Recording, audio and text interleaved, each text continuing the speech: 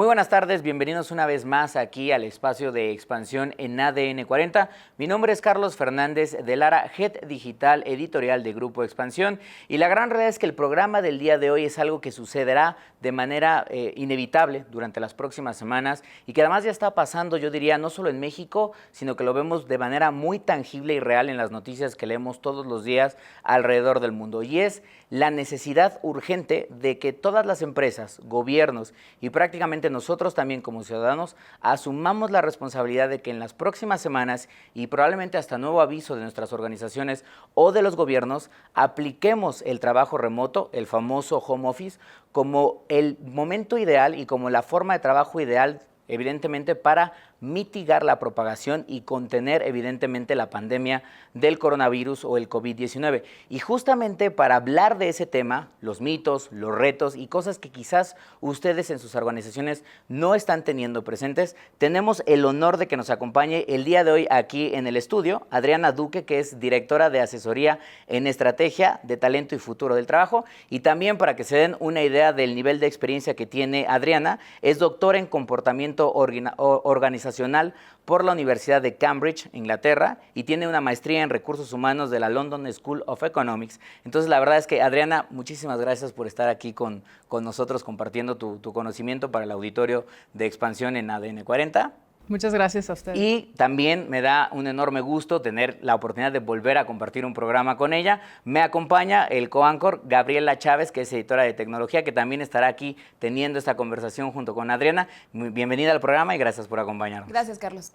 Entonces, quizás, Adriana, yo no sé, una de las cosas que seguramente, porque lo decía al principio con la introducción, es, pues esto invariablemente va a pasar, ¿no? Creo que es algo que ya incluso ni siquiera por mandato de gobierno, o el gobierno no necesariamente tiene que hacer mandatorio, las empresas ya están tomando acciones directas y concretas de mandar a sus empleados a trabajar de manera remota a sus hogares, y la gran realidad es que con el expertise que tú tienes y el conocimiento, quizás una de las primeras preguntas que te haría es de, ¿cuál dirías tú que es probablemente el primer o uno de los errores más comunes que ejecutan las empresas a la hora de estar mandando o de habilitar modelos de trabajo remoto dentro de sus organizaciones? Claro que sí, y sí, en efecto, esta es una práctica que ya se ha estado dando desde hace muchos años, tiene muchos beneficios para las empresas, para los empleados, para las comunidades, pero hoy en día pues tenemos un ímpetu por este factor exógeno que todos estamos viviendo, y por ejemplo en China 9 de cada 10 empresas, según una encuesta reciente de Gartner, ya tienen implementado una política de trabajo remoto, 9 de cada 10, entonces es algo que sin duda se está expandiendo cada vez más en el mundo. Y pues uno de los principales imperativos es tener una política, ¿no? Claro. Mencionabas cuál es un error, pues es improvisar sin tener una política. Y esta política debe tener lineamientos tanto como de uso de tecnología, el uso de la tecnología que tal vez es propiedad del empleado o es propiedad de la empresa, qué protección vamos a darle a ese equipo, uso de los datos que estamos compartiendo, que estamos analizando. Claro. Política de protección de datos, de empleados, de clientes, de la propiedad intelectual misma de la organización, que se establezcan lineamientos tanto tecnológicos como de dónde se puede trabajar remotamente sin tener algún riesgo de que alguien pueda estar viendo la pantalla en algún sitio público, en fin. Y también lineamientos sobre cuáles son los estándares en cuanto al espacio que debe tener una persona en su casa para aplicar el home office, cuando vamos a estar en una situación donde el espacio doméstico va a ser compartido por varias personas, vamos a estar trabajando y estudiando conjuntamente cómo mantener los límites, cómo mantener estructura, horarios, incluso límites al final del día para terminar el trabajo, y también pues mantenerse saludables cuando tal vez haya una situación dentro del espacio doméstico donde alguien no esté saludable, seguir lineamientos muy claros que tengan las empresas. Entonces es una de las claves, tener reglas, políticas y lineamientos clave. Ahora, Adriana, mencionabas el caso de China, donde ya están muy avanzados en esta implementación de políticas de home office, pero en México, tomando en cuenta que muchas de las empresas, de las unidades de negocio en el país son pymes o son negocios familiares, ¿cuál sería ahí la recomendación? No sé si habría alguna diferencia a la hora de implementar una estrategia de home office. Pues sí, y es una realidad, ¿verdad? Que muchas veces las empresas que tal vez no tengan ya una práctica donde tal vez se hace el home office de manera espontánea o de manera ocasional cuando tal vez estamos esperando un servicio en casa o tenemos algún familiar enfermo y pues que ya existe al menos la infraestructura tecnológica y ya existe un poco la práctica y la experiencia. Cuando no existe todo esto, entonces estar lo más preparados posible, empezando hoy a identificar cuáles van a ser las recomendaciones que vamos a dar a los empleados, de qué estándares tienen que tener en cuanto a su espacio, su ergonomía, ¿no? Cuando muchas veces los empleados empiezan a trabajar en casa, lo hacen en un espacio que no es exento de a lo mejor mucho ruido o mucha contaminación o no es cómodo, ¿verdad? No sigue los lineamientos ergonómicos. Entonces, dar esas recomendaciones y también muy importante evitar el aislamiento social, ¿verdad? Porque hoy en día la mayor parte del trabajo se hace en equipo. Entonces, hay muchas tecnologías cada vez más que permiten el trabajo en equipo de manera remota. Incluso tecnologías básicas como conference calls, pero tecnologías que ya permiten compartir pantalla, permiten trabajar en un mismo documento simultáneamente y dar también mucho entrenamiento a los gerentes, a los jefes, para evitar también lo opuesto del aislamiento social, que es un micromanagement, ¿verdad? Claro, claro. Oye, y creo que tocas un punto central, Adriana, que es el sentido de una de las cosas que generalmente a Gaby y a mí nos ha pasado mucho cuando hacemos coberturas alrededor de temas de trabajo remoto y el uso de tecnología. Creemos que en otros países, Europa, Asia e incluso Estados Unidos, creo que es un modelo de trabajo de cierta manera ya aplicado. Si bien en México existe, en México y creo que en algunas sociedades de América Latina, ya nos dirás tú, que sabes mucho más, creo que todavía hay una resistencia por este tema de confianza, es decir, de que el líder o el patrón realmente sienta que el empleado está trabajando, porque como no lo ve físicamente sentado en su lugar, quizás siente que no está pues ejecutando las tareas que tendría que hacer.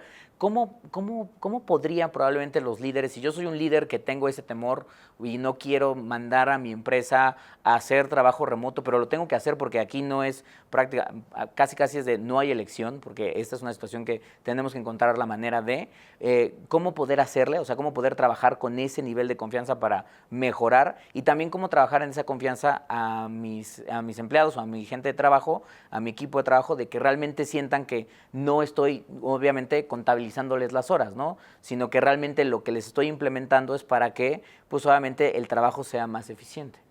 Me da mucho gusto que toques ese punto porque es una de las barreras principales, ¿verdad? La falta de confianza. En nuestra encuesta de Gartner reciente vimos que 74% de las empresas citan la preocupación de los jefes por la productividad y el trabajo que están haciendo los empleados porque no lo pueden ver. Así que es una barrera importantísima, la falta de confianza. Entonces, la falta de confianza pues a veces se genera por la falta de experiencia, ¿verdad? Nunca hemos visto que alguien trabaje remotamente y produzca algo que sea una contribución importante a la organización. Entonces, claro, este momento histórico pues nos está dando el experimento más grande en trabajo remoto que nos va a permitir empezar a tener esas historias y esos ejemplos de cómo se puede tener contribuciones muy importantes aunque se esté trabajando desde casa. Y bueno, para mejorar la confianza hay un punto clave que es establecer metas muy claras. Eso incluso en el trabajo físico, ¿verdad? Claro. Porque establecer metas claras, hacer un goal setting desde el principio del año calendario, pero ir revisando esas metas constantemente a través de comunicación frecuente entre el jefe y el empleado que permita ver cómo va el avance hacia esas metas, cómo se deben de ir cambiando esas metas dados factores exógenos, ¿no? Expect the unexpected, hay que esperar lo inesperado siempre. Así que esa sugerencia de comunicación frecuente es importantísima tanto en un ámbito personal como en un ámbito remoto y se puede lograr a través de replicar remotamente lo que haríamos en persona, ¿no? Si en persona me pregunto como jefe, no me ha entregado lo que teníamos previsto para esta mañana, no dejar de contactar al empleado y decir cómo va el proyecto, cómo va la entrega, hay algo en lo que podamos ayudar, a lo mejor el empleado está esperando también esa conversación con el gerente, ¿no? Entonces, usar mensajes instantáneos o email o el medio que se tenga para tener esa comunicación constante sin llegar a el micromanagement, para que así se aumente la confianza y se vea que, en efecto, el empleado estaba trabajando en eso, tuvo alguna interrupción tal vez por el entorno en el que estamos, en donde va a haber distracciones. Tenemos también que ser empáticos, no es una situación normal, así que ir generando la confianza a través de las metas, la comunicación clara y el abrir puertas virtuales a través de medios de comunicación remotos. Y actualmente en el factor, con este factor exógeno del COVID-19, el coronavirus, ¿tú cómo evaluarías que tendrían que irse moviendo las metas hacia adelante, ya que en muchos casos no sabemos si esto va a durar semanas, si va a durar meses? ¿Qué tan frecuentemente habría que ajustar la estrategia? Es una gran pregunta porque los procesos de gestión del desempeño han cambiado muchísimo en los últimos 20 años, pero especialmente en los últimos 5 años, donde ya no se recomienda un proceso anual, donde solamente se habla del desempeño una vez al año y solamente se hable de metas una vez al año, sino que se esté hablando frecuentemente, tal vez si el empleado es muy nuevo, una vez a la semana, tener conversaciones, ni siquiera que sea una conversación de desempeño, sino una conversación para ponernos al tanto. Claro. Empleados que tal vez ya tengan más tiempo, a lo mejor la frecuencia varía, pero sin duda, una vez al menos al trimestre, tener como un chequeo de cómo van las metas que habíamos establecido, cuáles se deben ir cambiando, y sin duda va a tener que cambiarse algunas metas por el efecto que está teniendo en la economía y en los objetivos empresariales, este fenómeno que va a variar en industrias y en cada empresa. Claro. Así que la comunicación entre los jefes y los empleados sobre metas, sobre desempeño y sobre progreso, pues es más importante que nunca. Totalmente. Oye, Adriana, la verdad es que el tema da para hacer N cantidad de programas aquí, pero obviamente el espacio de televisión es un tanto limitado. Yo quisiera quizás cerrar contigo. Decías algo y creo que es súper cierto. Hay que tener un plan, primero que nada. Pero la gran realidad es que la contingencia nos cayó y le cayó a muchas empresas sin realmente tener un plan de contingencia. Entonces, quizás para todas las personas que te están viendo hoy en día, y con eso me gustaría tal vez cerrar, si ya están haciendo trabajo remoto y está haciendo un caos o están encontrando que es medio complicado, antes de que se desesperen y sientan que ya no hay salida, ¿cuáles serían las 2 primeras cosas que les dirías? Hey, antes de quizás irnos por un barranco, verifica primero esto y luego pasa este otro paso. No vas a poder hacer todo un plan, lo tendrás que construir con el tiempo, pero estas 2 cosas sí son, primero que nada, algo que ya tienes que hacer ahorita, que ya estás en trabajo remoto. Así es, pues yo diría que lo primero es asegurar que hayas encontrado un espacio idóneo. Los primeros días de trabajo remoto a lo mejor piensas que esa esquina de la sala es ideal y resulta que no porque hay algo que no habías previsto. Entonces, ir experimentando hasta encontrar un lugar donde realmente sea cómodo, sea sin ruido, sin distracciones, en lo posible. Segundo, establecer una rutina de decir, bueno, voy a empezar mi jornada laboral a tal hora voy a tener un receso, a tal hora va a ser mi almuerzo y a tal hora cierro mi computadora con flexibilidad porque pues siempre hay bomberazos y otras cuestiones. Y la tercera que yo diría es hablar de todo esto con el jefe directo, hablar de estas experiencias, de este experimento, claro. De decir, primero intenté esto, no funcionó. Yo creo que yo prefiero en vez del email hacer una llamada, tal vez diaria, y que los jefes sean flexibles a las preferencias de los empleados en cuanto a qué tanta comunicación necesitan. Para lo que para uno va a ser mucha comunicación y exceso de supervisión, para otro va a ser aislamiento y falta de dirección. Perfecto. Pues Adriana, la verdad es que te agradecemos enormemente que nos hayas regalado estos minutos para platicar con el auditorio de Expansión en ADN 40. Ojalá que sea el primero de varios. Y también, Gaby, evidentemente, gracias por acompañarnos. Gracias y también a todos ustedes, gracias allá que nos están viendo en los televisores. Nos despedimos. Hasta la próxima.